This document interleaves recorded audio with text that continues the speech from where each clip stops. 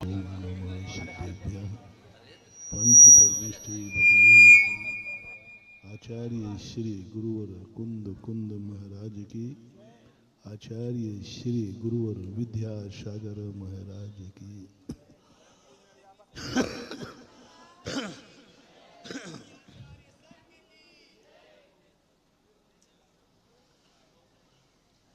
दुनिया में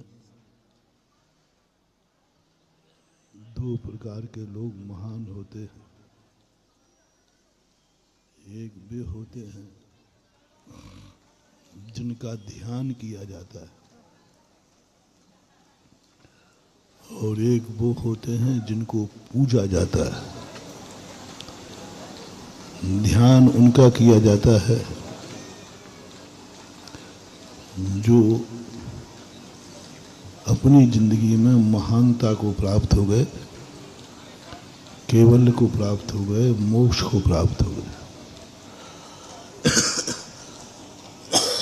ऐसे व्यक्ति ध्यान करने योग्य होते हैं। दूसरे प्रकार के व्यक्ति ध्यान के साथ साथ पूजे जाते हैं। पूजा उनकी की जाती है, महान है इसलिए उनकी पूजा नहीं की जाती। उनकी महानता से कितने लोग महान बन गए, इस अपेक्षा से उनको पूजा जाता है। जलता हुआ दीपक हमारे लिए प्रशंसनीय है, लेकिन जलता हुआ दीपक पूजनीय नहीं है। मंगल है, वह शगुन है, लेकिन वह दीपक पूजनीय बन जाता है जब किसी दीपक से अनेकों दीपक जल जाते हैं, वह दीपक पूजनीय हो जाता है। स्वयं ही नहीं जला, ना जाने कितने बुझे हुए दीपकों को जला दिया। ऐसा ही अरहंत भगवान बहुत होते हैं, लेकिन वे सारे अरहंत भगवान पूजनीय नहीं है। पूजा नहीं की जाती, मंदिर नहीं बनाए जाते, महोत्सव नहीं मनाया जाता, उनको नमस्कार किया जाता, उनका ध्यान किया जाता। लेकिन वे 24 तीर्थंकर ऐसे महान हुए, तो स्वयं तो महान हुए, जो उनकी संगति में आ गया वो भी महान हो गया। ऐसे लोगों को पूजा जाता है, ऐसे लोगों को मंदिर बनाए जाते। इसी प्रकार उस साधु अपनी साधना में रत होकर के आत्म कल्याण कर लेते हैं, वे वंदनीय हैं, ध्यातव्य हैं। लेकिन पूजनीय वही महान व्यक्ति होते हैं जिनकी महानता से बहुत सारे लोग महान बन जाते हैं, जो आदर्श बन जाते हैं।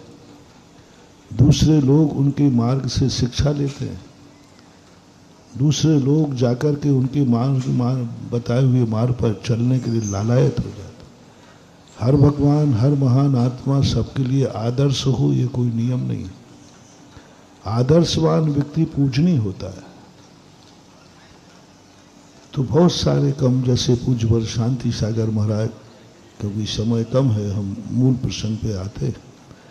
शांति सागर महाराज जैसे कुंद महाराज हुए, ये ही महान नहीं बने।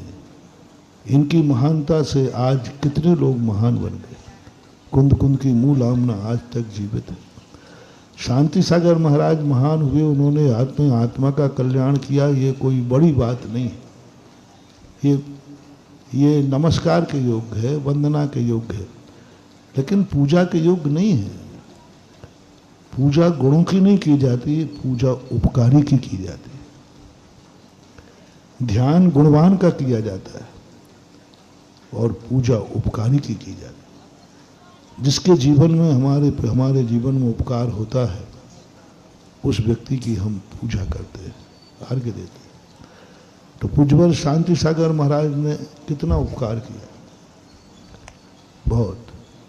और इस युग में सबसे आदर्शचर्या पालकर अनेकों लोगों के लिए मार्गदृष्टा बनकर, आदर्श बनकर, परम उपकारी बनकर इस युग में यदि तीर्थंकर के समान कोई महान उपकारी है तो पूज्यवर शांति सागर महाराज, जिन्होंने ऐसा कार्य किया और उन्होंने विधिवत पूरी मुनिचर्या पाली।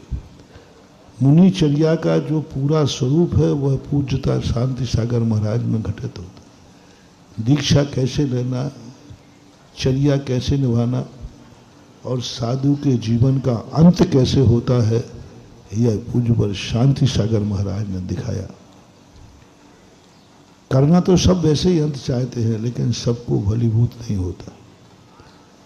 पूज्यवर शांति सागर महाराज के बाद मात्र ऐसे पूजनीय आचार्य हुए जिन्हें हम आचार्य महाकवि ज्ञान सागर महाराज कहते हैं, जिनके ज्ञान से उनकी ही आत्मा का दीपक नहीं जला, उनके ज्ञान से सारे जगत का दीपक जला। उन्होंने अपने ज्ञान के माध्यम से ऐसे काव्य लिखे जो आज जगत में साहित्य के सर्वोच्च स्थान पर विराजमान है।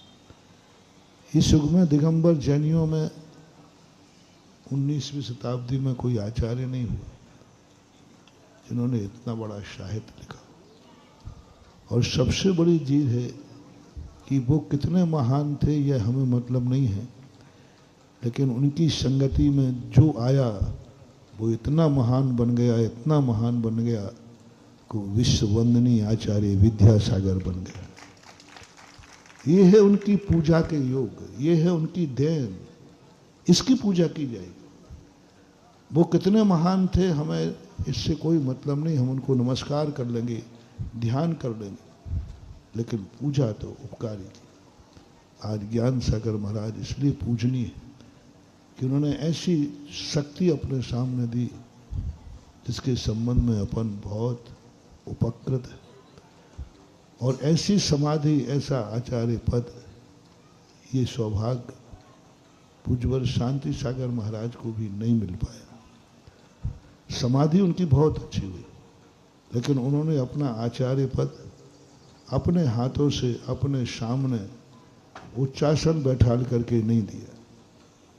उन्होंने नहीं किया, ऐसे नहीं कर पाए। उन्होंने घोषित तो किया, उन्होंने अपना आचार्य पद अपने शिष्य को घोषित किया।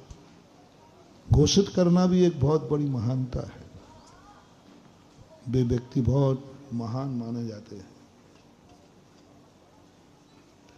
उनको अपने शिष्यों में इतनी योग्यता दिखती है, वे खुद अपने मुंह से अपने पद की घोषणा करके जाते हैं। उनके जीवन की उपलब्धि देखो, वो अपने मुख से कहते हैं, जगत के सामने कहते हैं, दुनिया के सामने कहते हैं, उजागर करते हैं। वो पूज्यवर शांति सागर महाराज को हुआ। उसके बाद यह दुर्लभतम दुर्लभ हो गया। बहुत सारे आचार्य बीच में हुए, लेकिन अपने मुख से अपने हाथों से आचार्य पद दूसरे को नहीं कह पाए।